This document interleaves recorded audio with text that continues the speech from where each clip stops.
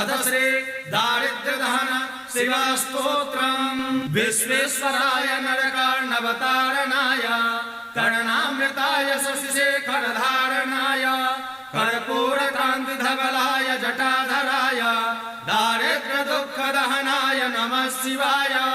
गौरीप्रियाय रजनीशकलाधराय कालान्तकाय भुजगाधिपकङ्कणाय गंगाधराय गजराज विमर्दनाय दारिद्र्यदुःखदहनाय नमः शिवाय।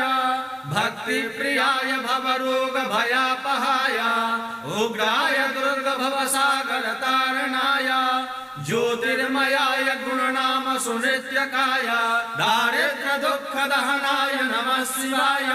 चरमाम्बराय स्वभस्म विलेपनाय भालेक्षणाय मणिकुण्डलमण्डिताय मञ्जीरपादयुगलाय जटाधराय दारिद्र्यदुःखदहनाय नमः शिवाय। पञ्चाननाय फणिराजविभूषणाय हेमांशुकाय भुवनत्रयमण्डिताय आनन्दभूमिवरदाय तमोमयाय दारिद्र्यदुःखदहनाय नमः शिवाय। भानुप्रियाय भवसागरतारणाय कालान्तकाय कमलासनपूजिताय नेत्रत्रयाय शुभलक्षणलक्षिताय दारिद्र्यदुःखदहनाय नमः शिवाय।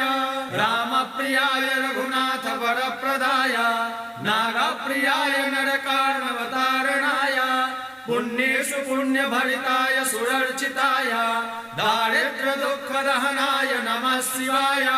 मुक्तेश्वराय फलदाय गणेश्वराय गीताप्रियाय वृषभेश्वर वाहनाय मातङ्गचर्मवसनाय महेश्वराय दारिद्र्यदुःखदहनाय नमः शिवाय। ओम अथ श्री दारिद्र्यदहन शिवस्तोत्रम् सम्पूर्णम्।